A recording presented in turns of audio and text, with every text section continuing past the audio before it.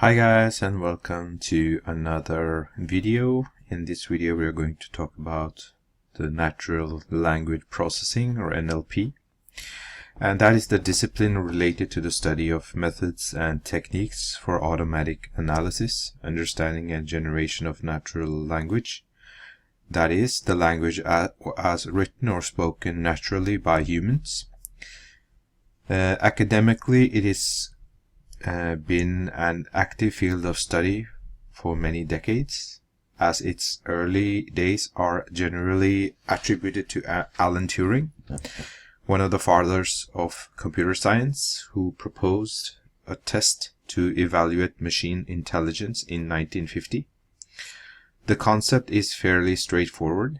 If a human judge is having a written conversation with two agents, a human and a machine, can the machine fool the judge into thinking it's not a machine?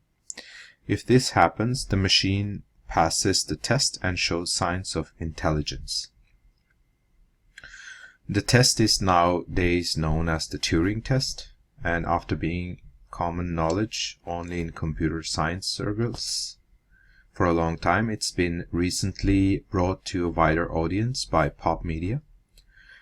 The movie from 2014, The Imitation Game, for example, is loosely based on the biography of Alan Turing, and its title is a clear reference to the test itself.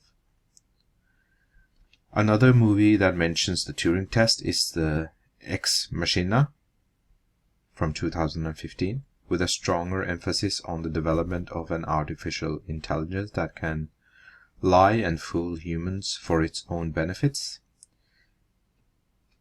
And in this movie, the Turing test is played between a human judge and a human-looking robot, Ava, with direct verbal interaction. And without spoiling the end of the movie for those who haven't watched it, the story develops with the artificial intelligence showing to be much smarter in a shady and artful way than the human. Interestingly, the futuristic robot was trained using search engine logs to understand and mimic how humans ask questions.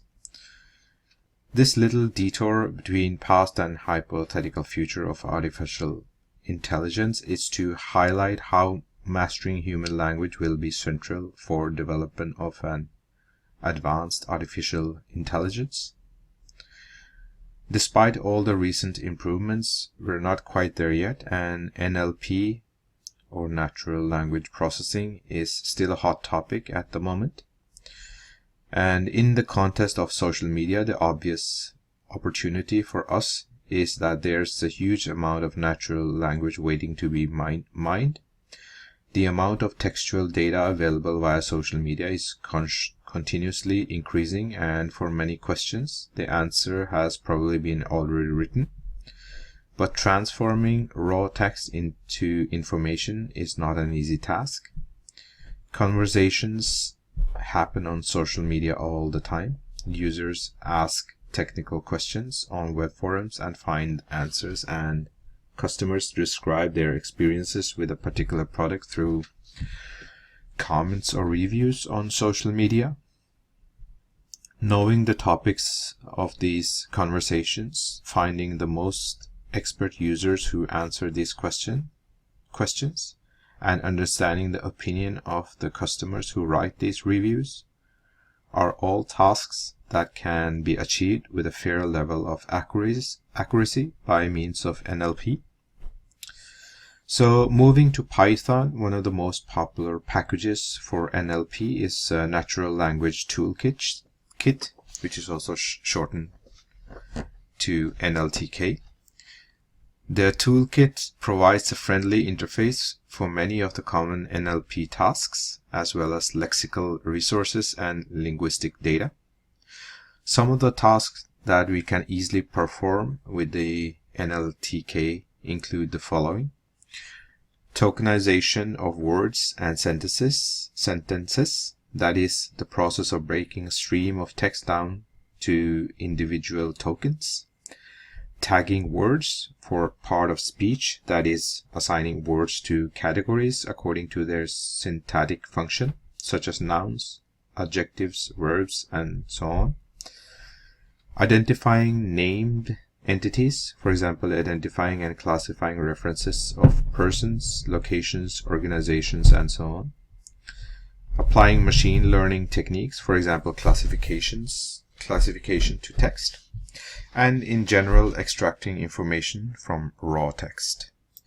And the installation of nltk follows the common procedure via the cheese shop or pip install, which is here, pip install nltk. A difference between nltk and many other packages is that this framework also comes with linguistic resources, that is, data for specific tasks given their size, such as data is not included in the default installation. It has to be downloaded separately. The installation procedure is fully documented at http www.nltk.org/data.html, and it's strongly recommended that you read this official guide for all the details. In short, from a Python interpreter, I'll just quit this real quickly. Sorry, I just had to restart my command prompt. But again, going back to the Python interpreter to download all the data, you need to go into the Python interpreter and import nltk.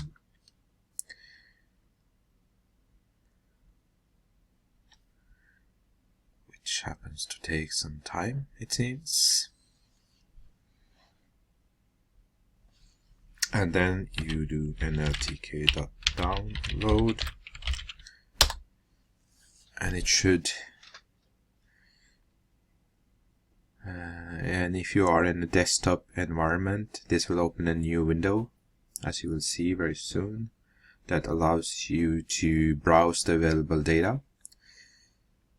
I don't know, guys, my computer is really slow today. I'm not sure what's happening, so I can talk. Meanwhile, yeah, here when you get this window up, you need to download some packages. I have installed all packages from nltk. So let's refresh, see what it says.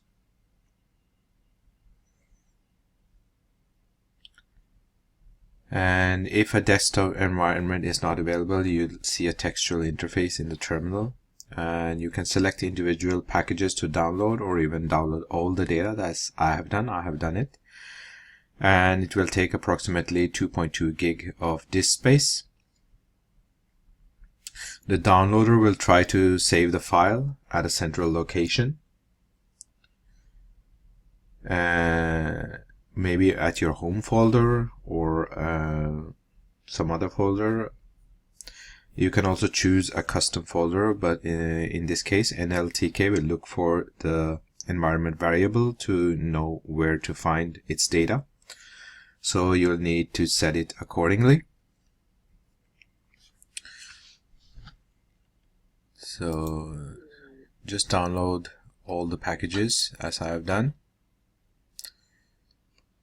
I'll just set the video on pause.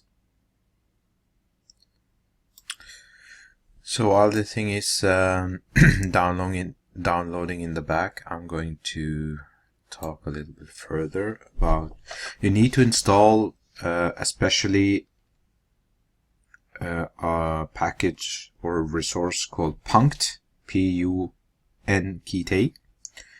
For the examples that I'm going to show, if you don't have that installed, you will get an error. But if you install all the packages here, or you can install it individually,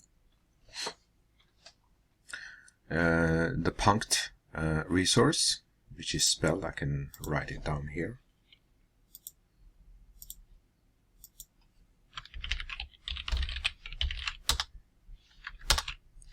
Punkt. This is the resource name.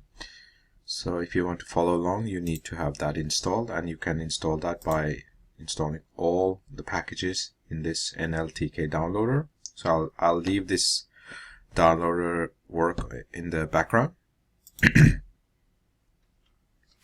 So if disk space is not a problem, like I said, installing all the data is probably the most convenient option, as you do it once and you can't forget about it. On the other hand, downloading everything doesn't give you a clear understanding of what resources are needed. So if you prefer to have full control on what you install, you can download the packages you need one by one. In this case, from time to time during your nltk development, you will find a little bump on the road in the form of lookup error, meaning that a resource you're trying to use is missing and you have to download it. So if you don't have nltk with all the packages installed, you will see if you try this code,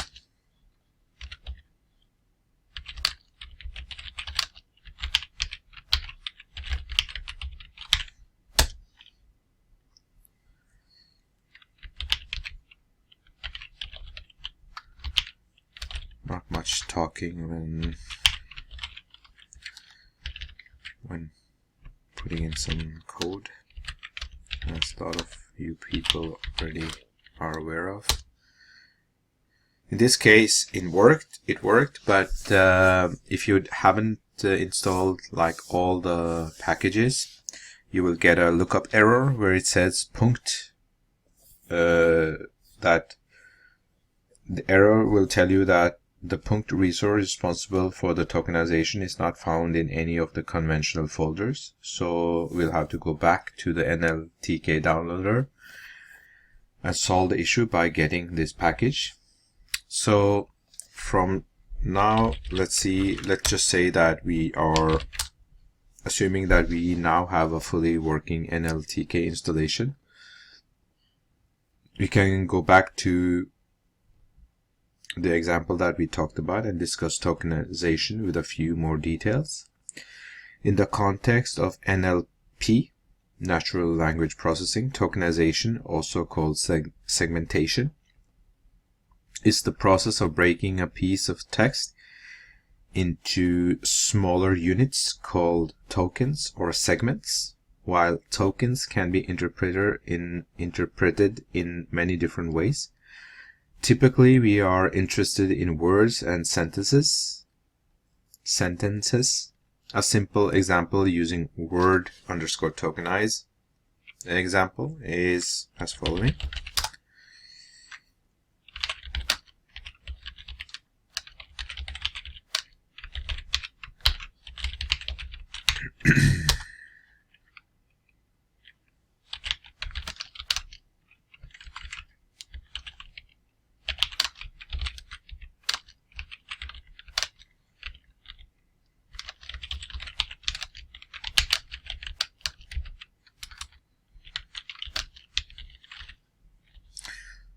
This text is very much used in examples.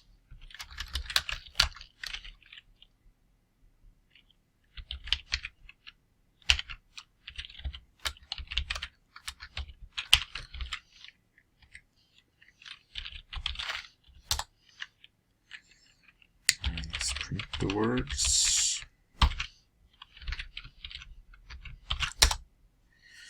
So the output of word underscore tokenize function is a list of strings, with each string representing a word.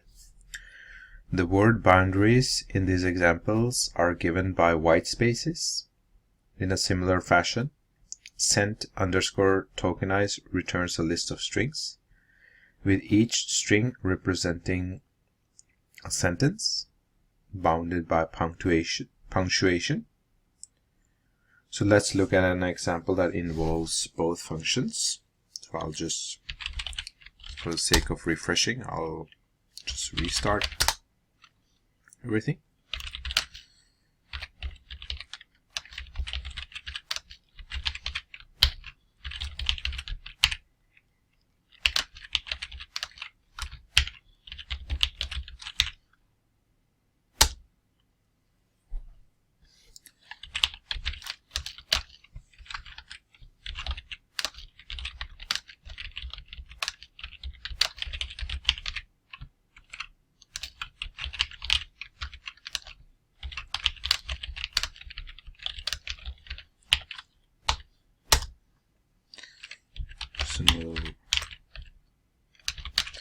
Another way of writing the example text.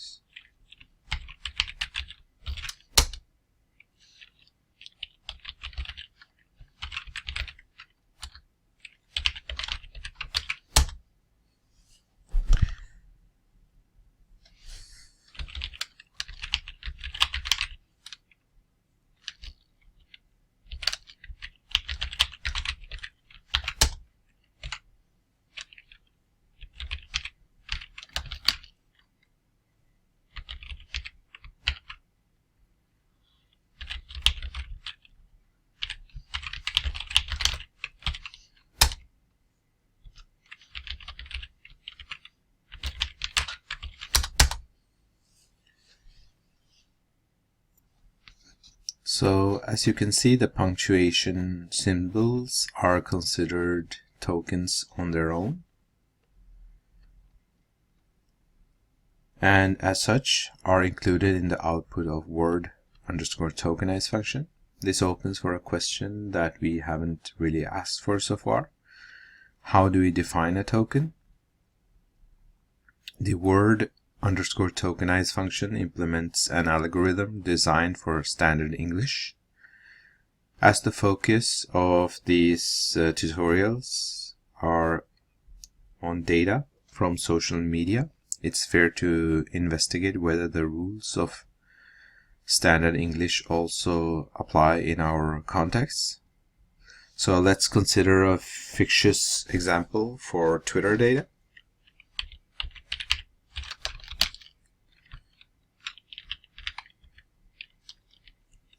I'll use mine.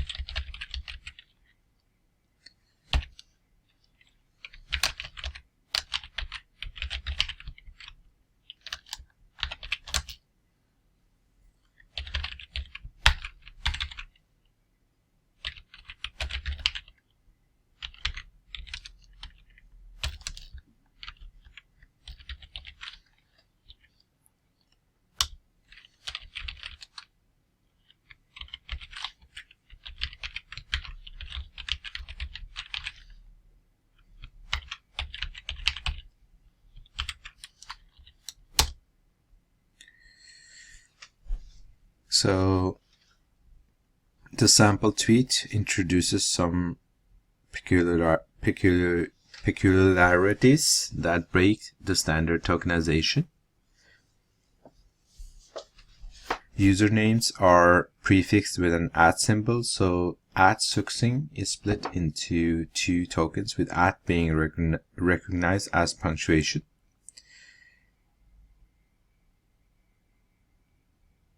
Emoticons such as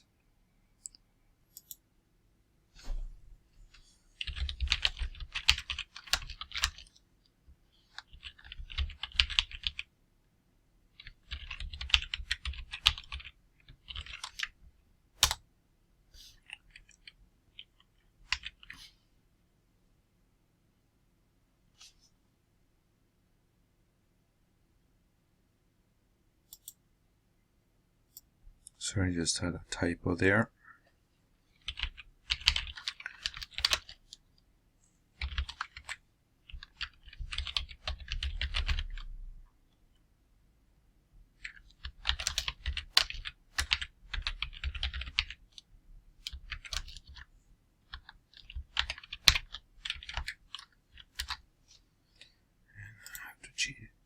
Change the keyboard.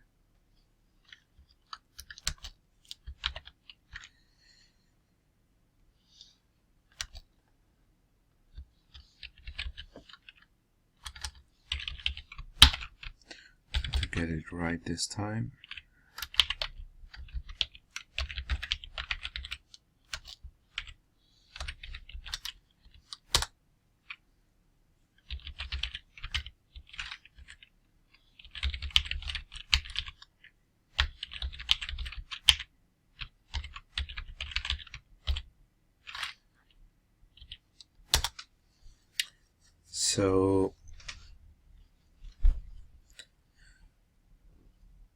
So this example should provide the taste of nltk simpler interface. We will be using this framework on different occasions throughout these tutorials. With increasing interest in NLP applications, the Python for NLP ecosystem has grown dramatically in recent years, with a whole lot of interesting projects getting more and more attention, in particular the Gensim module. Dubbed Topic Modeling for Humans is an open source library that focuses on semantic analysis. Gensim shares with nltk the tendency to offer an easy to use interface, hence the for humans part of the tagline. Another aspect that pushed its popularity is efficiency, as the library is highly optimized for speed, has options for distributed computing, and can process large data sets without the need to hold all the data in memory. So the simple installation of Gensim, it follows the usual procedures with the pip install Gensim. And the main dependencies are NumPy and SciPy, although if you want to take advantage of the distributed computing capabilities of Gensim, you also need to install Python remote objects, which is called Pyro4. So just use pip install Pyro4 with the capital P. So in order to showcase Gensim's simple interface, we can take a look at the text summarization module. So I'll just use Sublime Text for this example.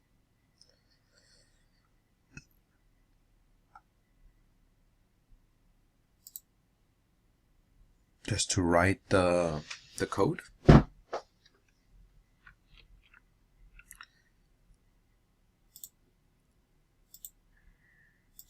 Just have to,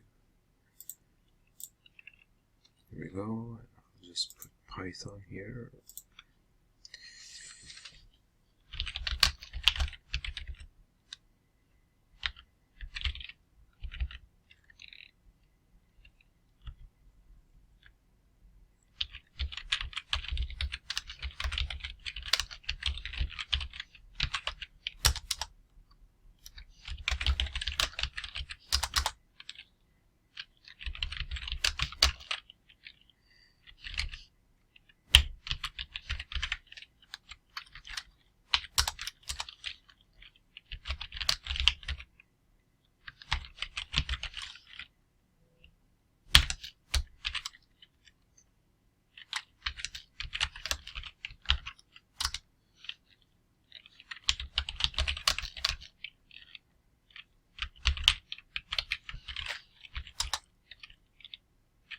I'll explain in a bit.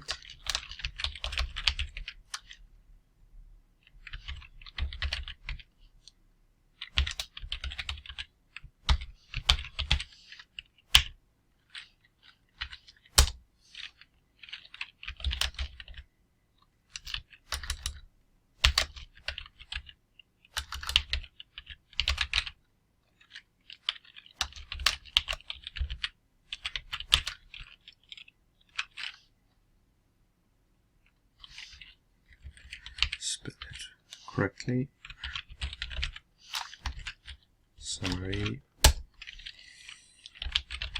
And I need to print.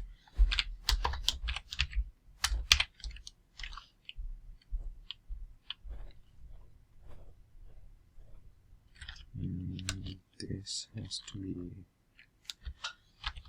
out. there.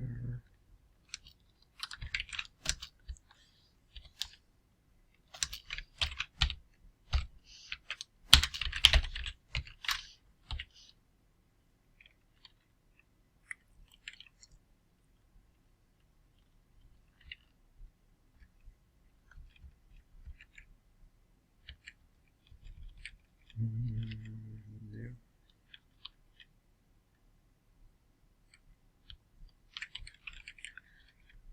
We also need more.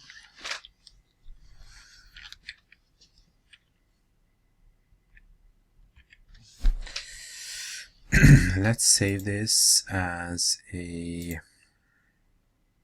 demo.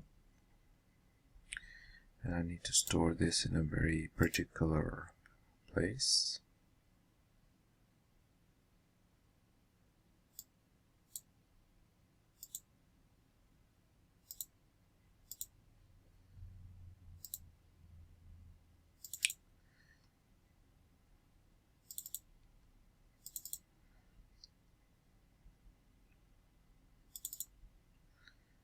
I have to store it here.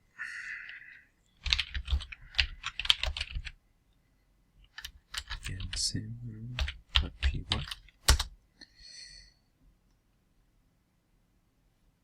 And let's go to, this hasn't stopped downloading, it's stopped downloading, okay.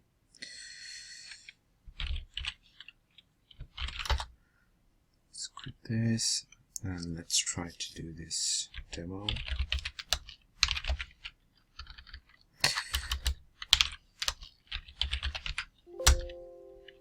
See if the file is there. Demo Gensim is there, and the demo gensim.py script takes one command line parameter, as we can see from this file here, which is the name of a text file to summarize. In order to test the script, I took a piece of the text from the Wikipedia page about the Lord of the Rings, the paragraph with the plot of the first volume, the Fellowship of the Ring in particular. So let's try to invoke the script. I have a Lord of the Rings text .txt file there. You can test it on any file you like.